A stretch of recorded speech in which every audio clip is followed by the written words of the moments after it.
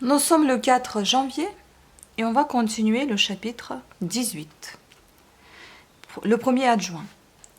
How this spring of love resembles the uncertain glory of an April day, which now shows all the beauty of the sun, and by a cloud takes all away.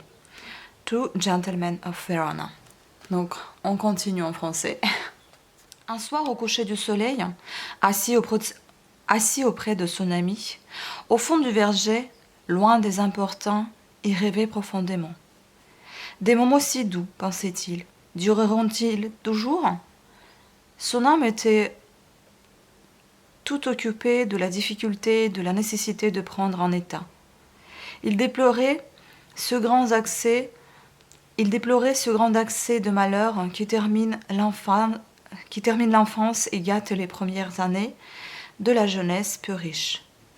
Ah, s'écria-t-il, que Napoléon était bien l'homme envoyé de Dieu pour les jeunes Français. Qui le remplacera? Que feront sans lui les malheureux, même plus riches que moi, qui font juste le quelques écus qu'il faut pour se procurer une bonne éducation, et qui ensuite n'ont pas assez d'argent pour acheter un homme à 20 ans et se pousser dans une carrière.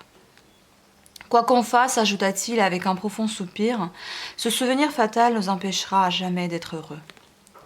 Il vit tout à coup Madame de Rênal froncer le sourcil. Elle prit un air froid et dédaigneux. Cette façon de penser lui semblait convenir à un domestique. Élevée dans l'idée qu'elle était fort riche, il lui semblait chose convenue que Julien l'était aussi. Elle l'aimait 1000 fois plus que la vie. Et il l'aimait même ingrat et perfide et ne faisait aucun cas de l'argent. Julien était loin de deviner ses idées. Ce froncement de sourcils le rappela sur la terre. Il eut assez de présence d'esprit pour arranger sa phrase et faire entendre à la noble dame, assise si près de lui, sur le banc de verdure, que les mots qu'il venait de répéter, il les avait entendus pendant son voyage chez son ami le marchand de bois.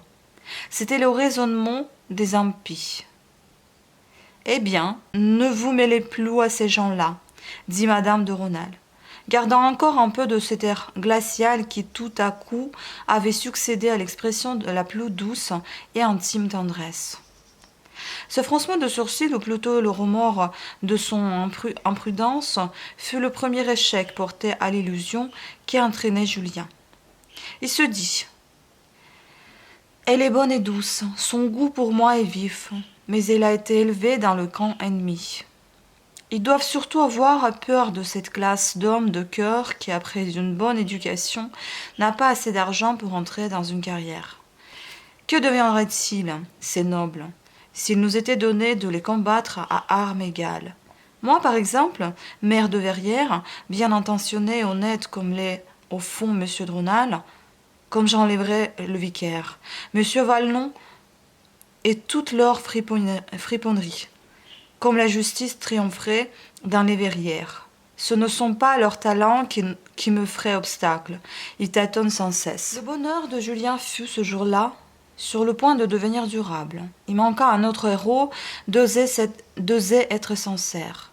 Il fallait avoir le courage de livrer bataille. Mais sur le champ, madame de Rênal avait été étonnée du mot de Julien parce que les hommes de sa société répétaient que le retour de Robespierre était surtout possible à cause de ces jeunes gens des basses classes trop bien élevés. L'air froid de madame de Rênal dura assez longtemps et sembla marquer à Julien. C'est que la crainte de lui avoir dit indirectement une chose désagréable succéda chez elle à la répugnance pour le mauvais propos. Ce malheur se réfléchit vivement dans ses traits, si purs et si naïfs, quand elle était heureuse et loin des ennuyeux. Julien n'osa plus rêver avec abandon. Plus calme et moins amoureux, il trouva qu'il était imprudent d'aller voir madame de Rênal dans sa chambre.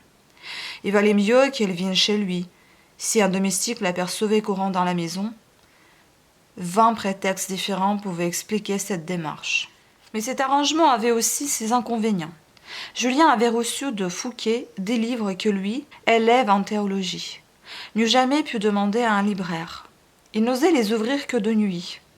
Souvent, il eût été bien aise de n'être pas interrompu par une visite, dont l'attente, la veille encore de la petite scène du verger, le mit hors d'état de lire. Il devait à Madame de Rênal de comprendre les livres d'une façon toute nouvelle. Il avait osé lui faire des questions sur une foule de petites choses dont l'ignorance arrête tout court l'intelligence d'un jeune homme né hors de la société, quelque génie naturel qu'on veut lui supposer. Cette éducation de l'amour donnée par une femme extrêmement ignorante fut un bonheur. Julien arriva directement à voir la société telle qu'elle est aujourd'hui. Son esprit ne fut point offusqué par le récit de ce qu'elle a été autrefois. Il y a 2000 ans, ou seulement il y a 60 ans de temps, de Voltaire et de Louis XV. À son inexprimable joie, un voile tomba de devant ses yeux, et comprit enfin les choses qui se passaient à Verrières. Sur le premier plan parurent des intrigues très compliquées, ourdies depuis 2 ans auprès du préfet de Besançon. Elles étaient appuyées par des lettres venues de Paris et écrites par ceux qu'il y a de plus illustres. Il s'agissait de faire de M. de Moirod, c'était l'homme le plus dévot du pays, le premier et non pas le second adjoint du maire de Verrières. Il avait pour concurrent un fabricant fort riche qu'il fallait absolument refouler à la place de second adjoint. Julien comprit enfin les demi-mots qu'il avait surpris quand la haute société du pays venait dîner chez M. de Rênal. Cette société privilégiée était profondément occupée de ce choix du premier adjoint, dont le reste de la ville et surtout les libéraux ne soupçonnaient pas même la possibilité. Ce qui en faisait l'importance, c'est qu'ainsi que chacun sait, le côté oriental de la grande rue de Verrières doit reculer de plus de 9 pieds, car cette rue est devenue route royale.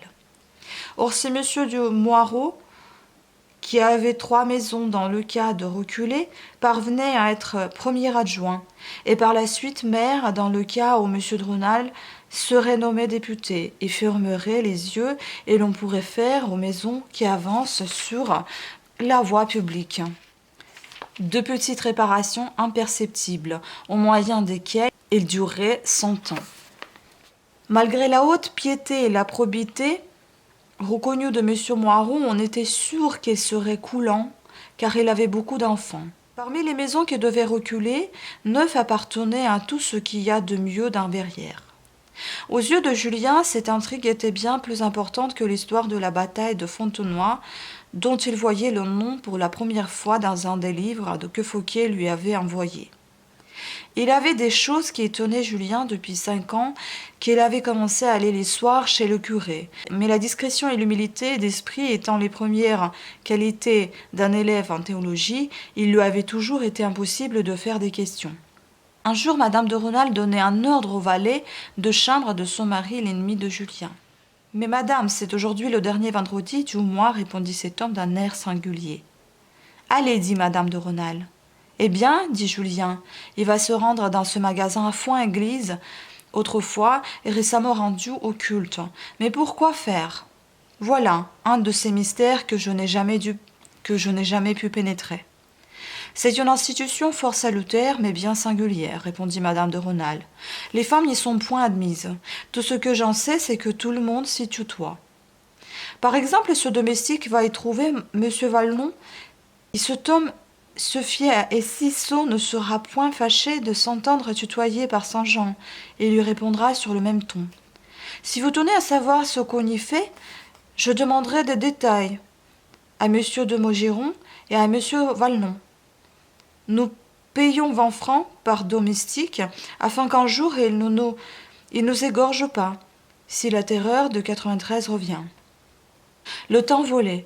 Le souvenir des charmes de sa maîtresse distrayait Julien de sa noire ambition. La nécessité de ne pas lui parler de choses tristes et raisonnables, puisqu'elles étaient de parties contraires, ajoutait, sans qu'il s'en doutait, au bonheur qu'il lui devait, et l'empire qu'elle acquérait sur lui. Dans les moments où la présence d'enfants trop intelligents les réduisait à ne parler que le langage de la froide raison, c'était avec une docilité parfaite que Julien, la regardant avec des yeux étincelant d'amour, écouter ses explications du monde comme il va. Souvent au milieu du récit de quelques friponneries savantes, à l'occasion d'un chemin ou d'une fourniture qui étonnait son esprit, l'attention de Madame de Rênal s'égarait tout à coup jusqu'au délire. Julien avait besoin de la gronder et se permettait avec lui les mêmes gestes intimes qu'avec ses enfants. C'est qu'il y avait des jours où elle avait l'illusion de l'aimer comme son enfant. Sans cesse n'avait-elle pas à répondre à ces questions naïves sur 1000 choses simples qu'un enfant bien né n'ignore pas à 15 ans? Un instant après, elle l'admirait comme son maître. Son génie allait jusqu'à l'effrayer. Elle croyait apercevoir plus nettement chaque jour le grand homme futur dans ce jeune abbé. Elle le voyait pape, elle le voyait Premier ministre, comme Richelieu. « Vivais-je assez pour te voir dans ta gloire ?» disait-elle à Julien. « La place est faite pour un grand homme. La monarchie et la religion en ont besoin. Ces messieurs le disent tous les jours. Si un Richelieu n'arrête pas le torrent du jugement personnel, tout est perdu. » Alors, on avait lu le chapitre 17, je m'excuse si je me suis trompée au départ. Maintenant, c'est le chapitre 18, un roi à Verrières. N'êtes-vous bon qu'à jeter là, comme un cadavre de peuple sans âme, et dont les veines n'ont plus de sang? Discussion de l'évêque à la chapitre de Saint Clément. Le 3 septembre, à 10 heures du soir, un gendarme réveilla tout Verrières en montant la grande rue au galop. Il apportait la nouvelle que Sa Majesté le roi II arrivait le dimanche suivant, et l'on était au mardi. Le préfet autorisait, c'est-à-dire demandait la formation d'une garde d'honneur. Il fallait déployer toute la pompe possible. Une estafette fut expédiée à Vergy. Monsieur de Rênal arriva dans la nuit et trouva toute la ville en émoi. Chacun avait ses prétentions. Les moins à faire louaient des balcons pour voir l'entrée du roi. Qui commandera la garde d'honneur? Monsieur de Rênal vit tout de suite combien il importait, dans l'intérêt des maisons sujettes à reculer, que monsieur Moirod eut ce commandement. Cela pouvait faire titre pour la place de premier adjoint. Il n'y avait rien à dire à la dévotion de monsieur de Moirod, elle était au-dessus de toute comparaison, mais jamais il n'avait monté à cheval. C'était un homme de 36 ans, timide de toutes les façons, ce qui craignait également les chutes et le ridicule. Le maire le fit appeler dès les 5 heures du matin. « Vous voyez, monsieur, que je réclame vos avis, comme si déjà vous occupiez le poste auquel tous les honnêtes que vous portent. Dans cette malheureuse ville, les manufactures prospèrent. Le parti libéral devient millionnaire. Il aspire au pouvoir. Il saura se faire à des armes de tout. Consultons l'intérêt du roi, celui de la monarchie, et avant tout l'intérêt de notre sainte religion. À qui pensez-vous, monsieur, que l'on puisse confier le commandement de la garde d'honneur? » Malgré la peur horrible que lui faisait le cheval, monsieur de Moirod finit par accepter cet honneur comme un martyr. « Je saurais prendre un ton convenable, dit-il au maire. À peine restait-il le temps de faire arranger les uniformes que 7 ans auparavant avaient servi lors du passage d'un prince du sang. À 7 heures, madame de Rênal arriva de Vergy avec Julien et les enfants. Elle trouva son salon rempli de dames libérales qui prêchaient l'union des partis et venaient la supplier d'engager son mari à accorder une place dans la garde d'honneur. L'une d'elles prétendait que si son mari n'était pas élu, de chagrin, elle ferait banqueroute. Madame de Rênal renvoya bien vite tout ce monde, elle paraissait fort occupée. Julien fut étonné et encore plus fâché qu'elle lui fit un mystère de ce qui l'agitait. Je l'avais prévu, se disait-il avec amertume. Son amour s'éclipse devant le bonheur de recevoir un roi dans sa maison. Tout ce tapage l'éblouit. Elle m'aimera de nouveau quand les idées de sa caste ne lui troubleront plus la cervelle. Chose étonnante, il l'en aima davantage. Les tapissiers commençaient à remplir la maison. Il épia longtemps en vain l'occasion de lui dire un mot. Enfin, il la trouva qui sortait de sa chambre à lui, Julien, important un de ses habits. Ils étaient seuls. Il voulut lui parler et s'enfuit en faisant de l'écouter. « Je suis bien sot d'aimer une telle femme, l'ambition la rend aussi folle que son mari. Elle était davantage un des grands désirs qu'elle n'avait jamais avoué à Julien de peur de le choquer. Était de le voir quitter, ne fût-ce que pour un jour, son triste habit noir. Avec une adresse vraiment admirable, chez une femme si naturelle, elle obtint d'abord de M. de Moirod et ensuite de M. le sous-préfet de Maugiron, que Julien serait nommé garde d'honneur de préférence à 5 ou 6 jeunes gens, fils de fabricants fort aisés, et dont 2 au moins étaient d'une exemplaire piété. Monsieur Valmont, qui comptait prêter sa calèche aux plus jolies femmes de la ville et faire admirer ses beaux. Normand consentit à donner un de ses chevaux à Julien, l'être qui haïssait le plus. Mais tous les gardes d'honneur avaient à eux, ou d'emprunt, quelqu'un de ces beaux habits bleus de ciel, avec 2 épaulettes de colonel en argent, qui avaient brillé 7 ans auparavant. Madame de Rênal voulait un habit neuf, et il ne lui restait que 4 jours pour envoyer à Besançon et en faire revenir l'habit d'uniforme, les armes, le chapeau, etc.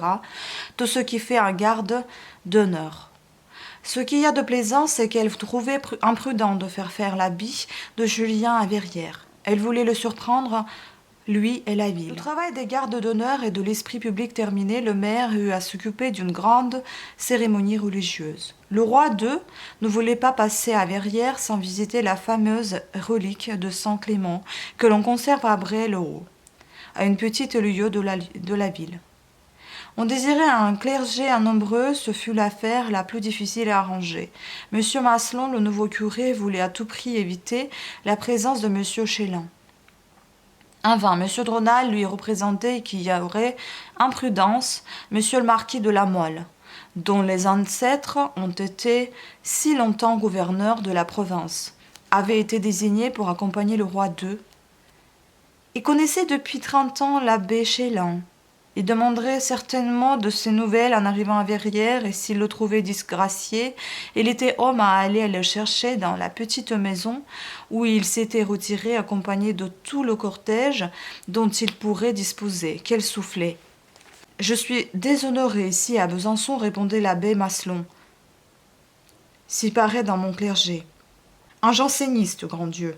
Quoi que vous en puissiez dire, mon cher abbé, répliquait M. de Rênal, je n'exposerai pas l'administration de Verrières à recevoir un affront de M. de la Mole. Vous ne le connaissiez pas, il pense bien à la cour. Mais ici, en Provence, c'est un mauvais plaisant satirique, moqueur, ne cherchant qu'à embrasser les gens. Il est capable uniquement pour s'amuser, de nous couvrir de ridicule aux yeux des libéraux. Ce ne fut dans la nuit du samedi au dimanche, après 3 jours de pourparlers, que l'orgueil de l'abbé Maslon plia devant la peur du maire qui se changeait en courage.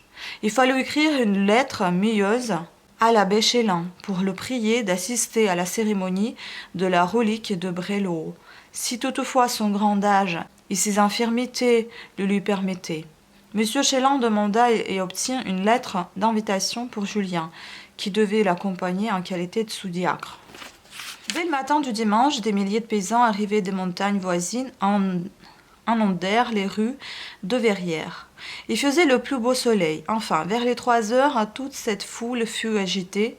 On apercevait un grand feu sur un rocher à 2 lieues de Verrières. Ce signal annonçait que le roi venait d'entrer sur le territoire du département. Aussitôt, le son de toutes les cloches et les décharges répétées d'un vieux canon espagnol appartenait à la ville, marquèrent sa joie de ce grand événement.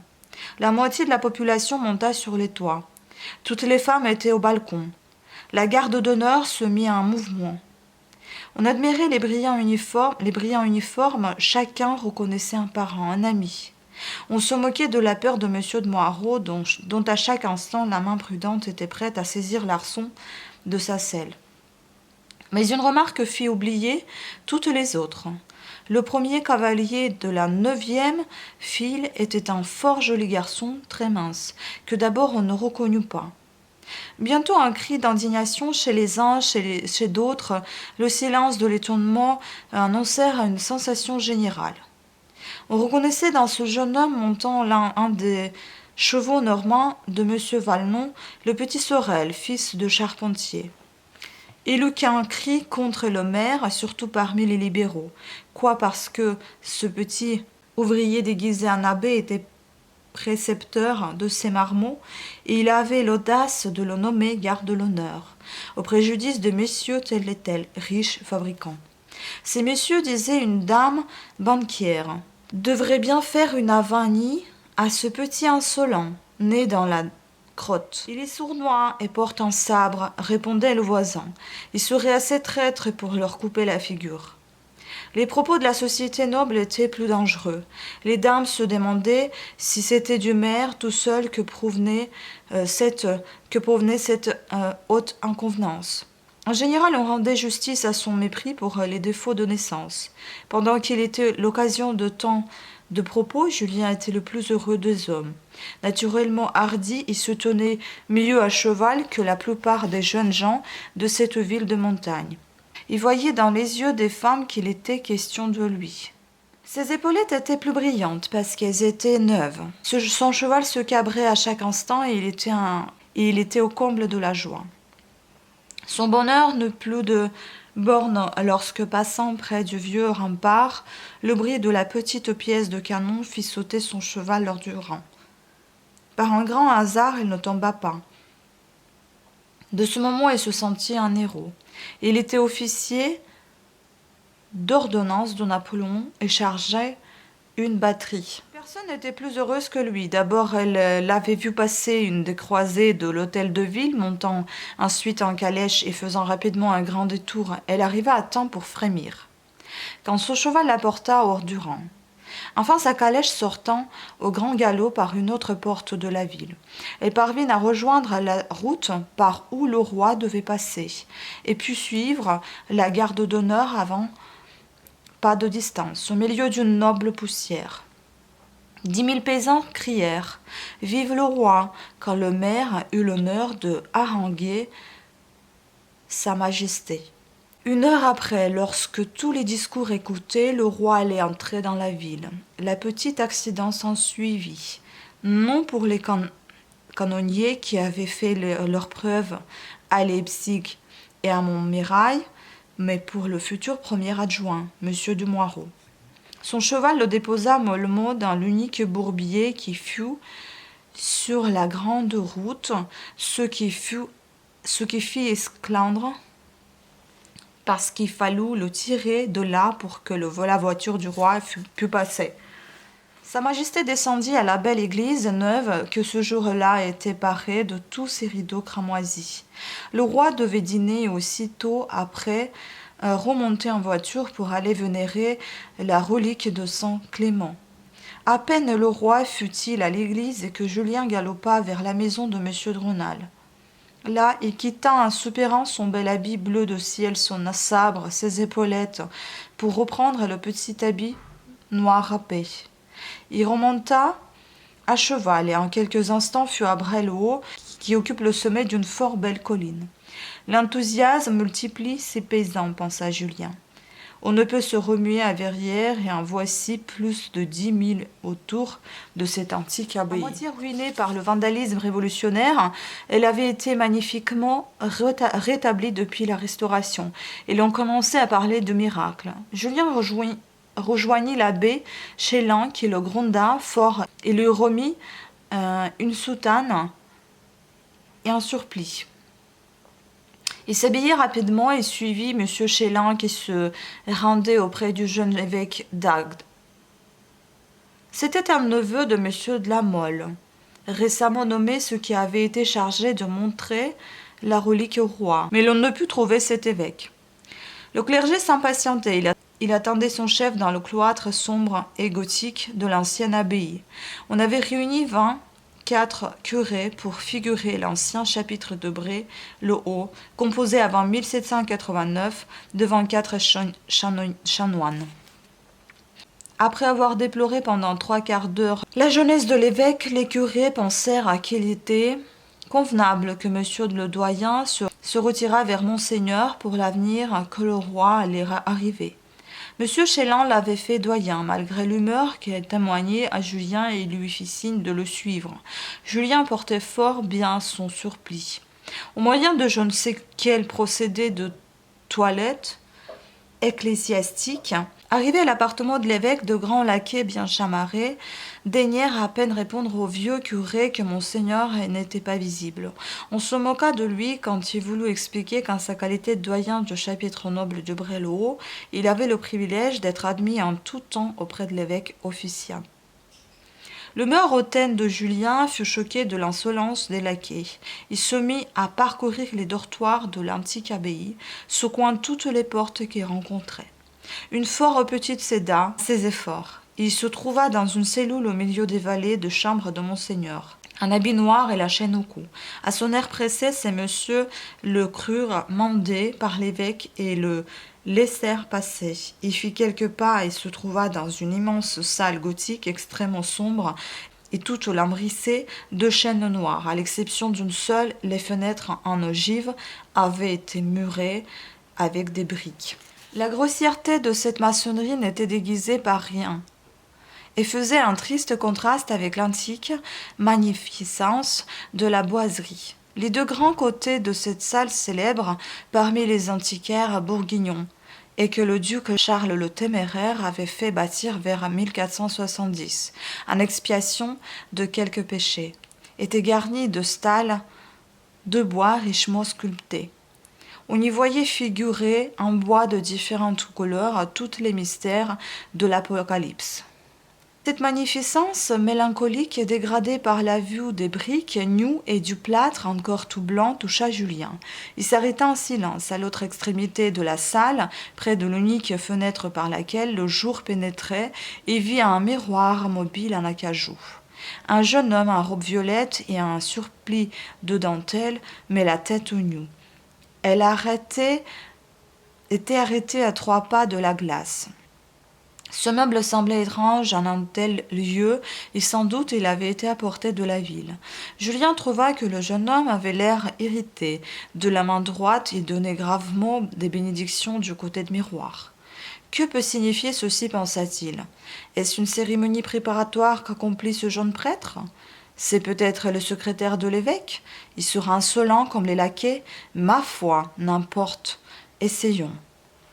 Il avança et parcourut assez lentement la longueur de la salle, toujours la vue fixée vers l'unique fenêtre, et regardant ce jeune homme qui continuait à donner des bénédictions exécutées lentement, mais en nombre infini et sans se reposer un instant.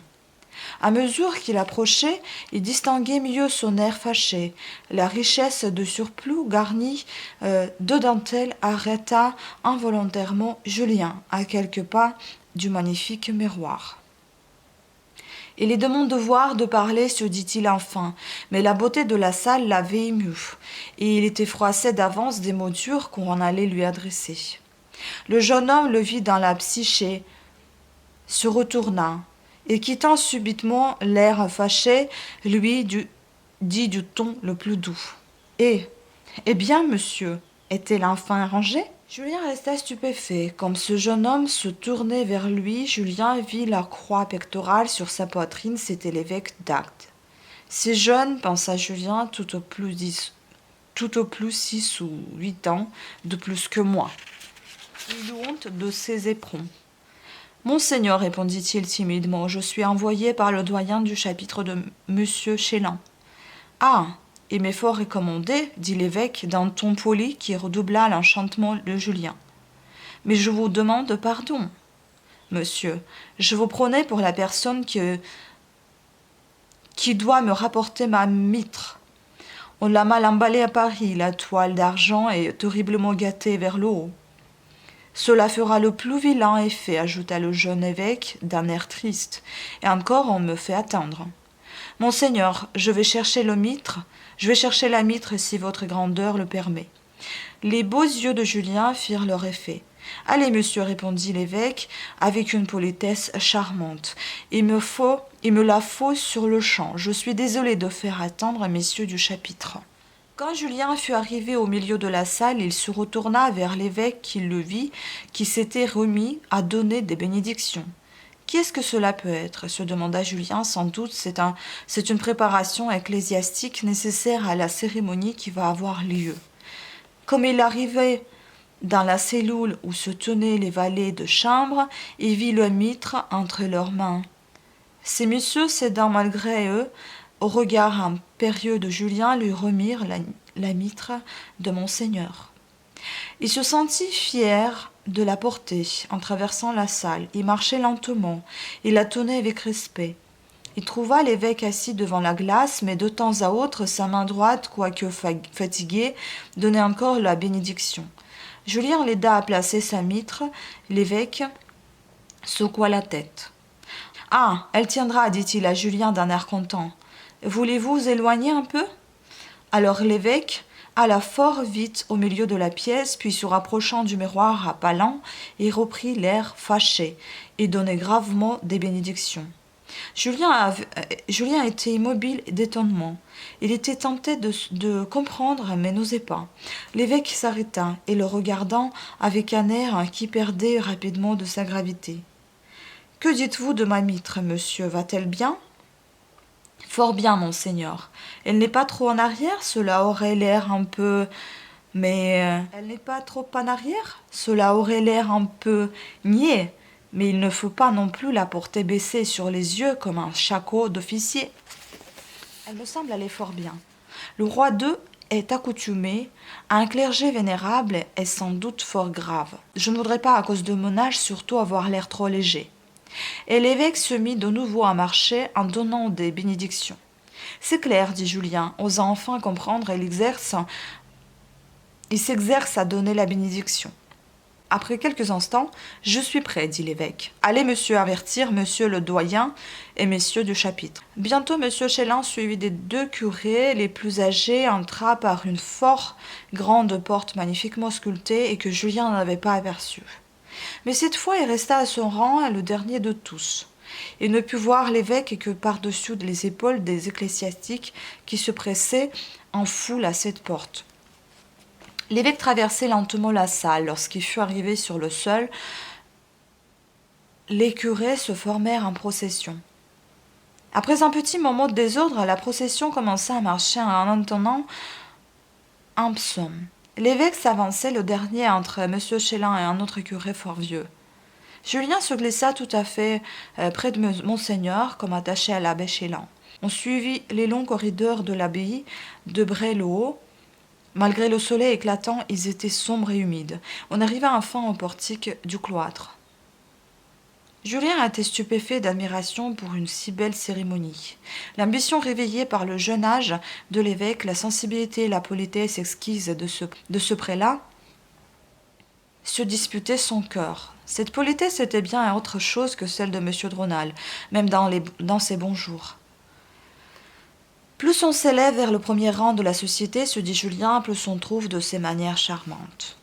On entrait dans l'église par une porte latérale. Tout à coup, un bruit épouvantable fit retenir ses voûtes antiques. Julien crut qu'elles s'écroulaient. C'était encore la petite pièce de canon traînée par 8 chevaux au galop.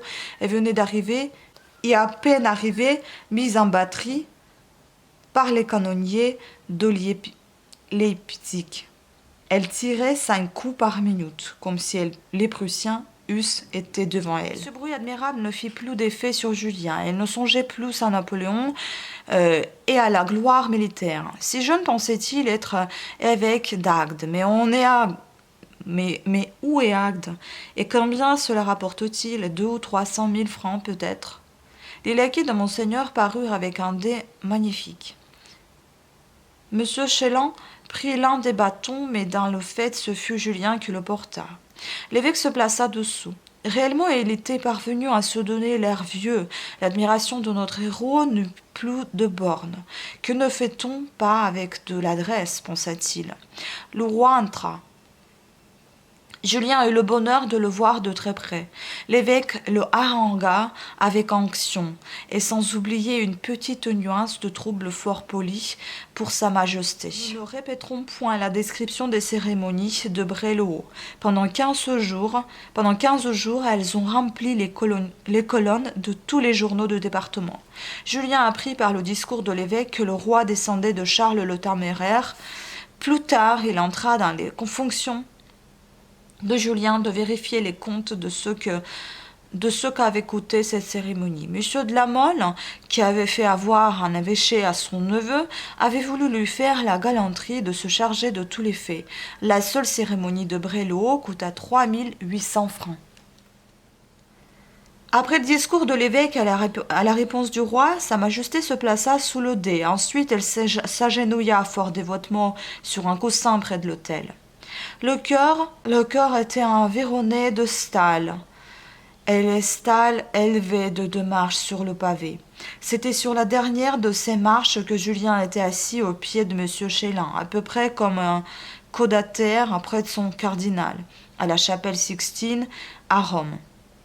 Il eut un tédum, 2 flots d'encens, de décharges infinies de mousqueterie et d'artillerie. Les paysans étaient ivres de bonheur et de piété. Une telle journée défait l'ouvrage de 100 numéros des journaux jacobins. Julien était à 6 pas du roi, qui réellement priait avec abandon. Il remarqua pour la première fois un petit homme au regard spirituel et qui portait un habit presque sans broderie, mais il avait un cordon bleu de ciel par-dessus, cet habit fort simple. Il était plus près du roi que beaucoup d'autres seigneurs, dont les habits étaient tellement brodés d'or que, suivant l'expression de Julien, on ne voyait pas le drap. Il apprit quelques moments après que c'était monsieur de la Mole.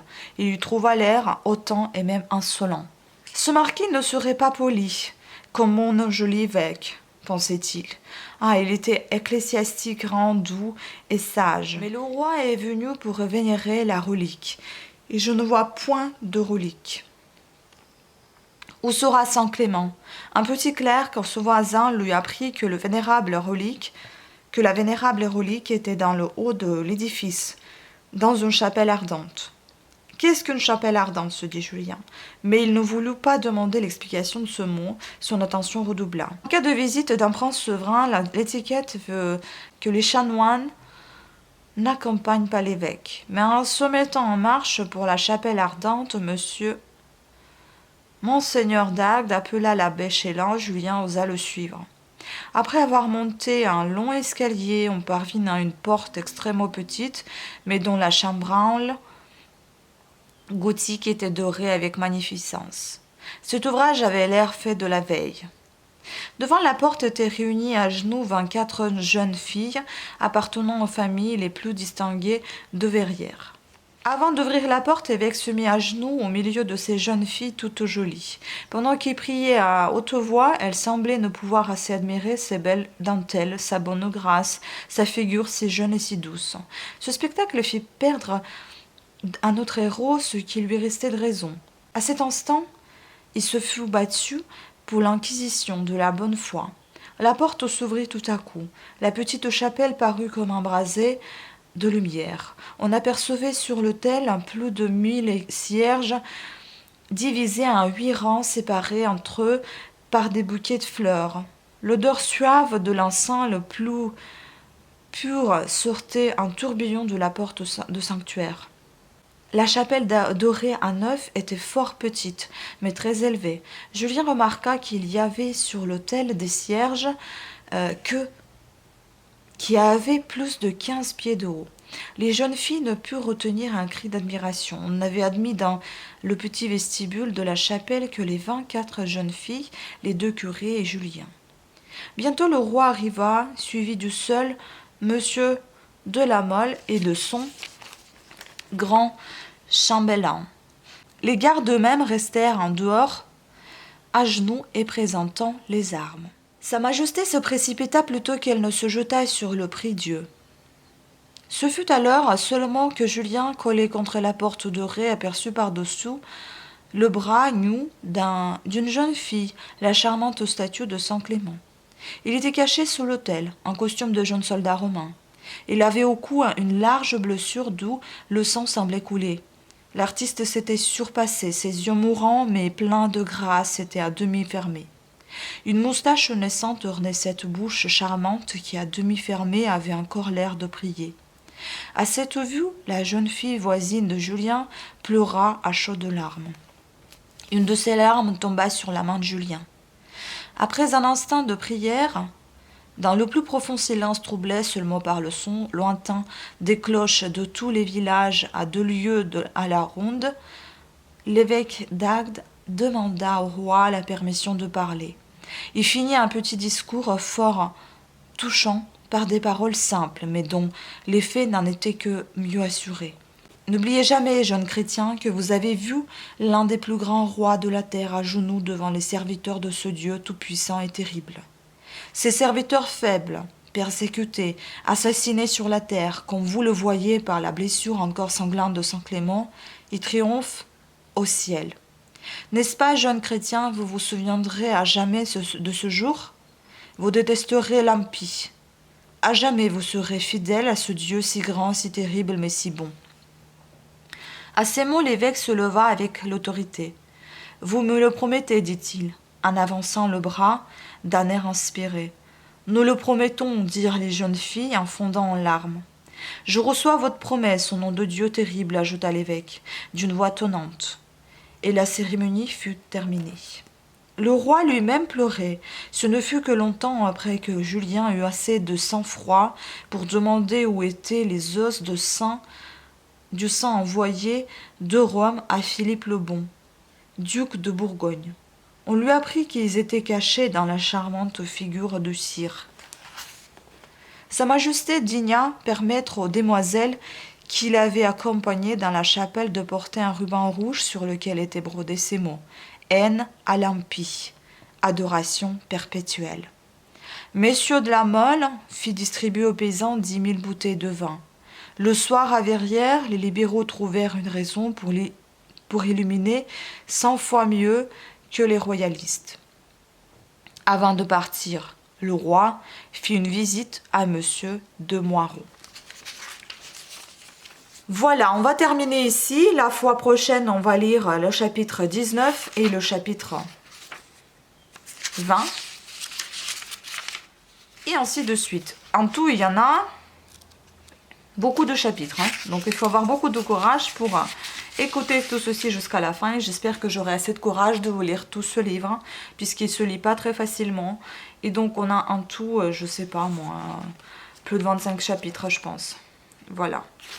Donc, je vous dis à la fois prochaine et j'espère que vous me suivez. Très bonne journée à toutes et à tous.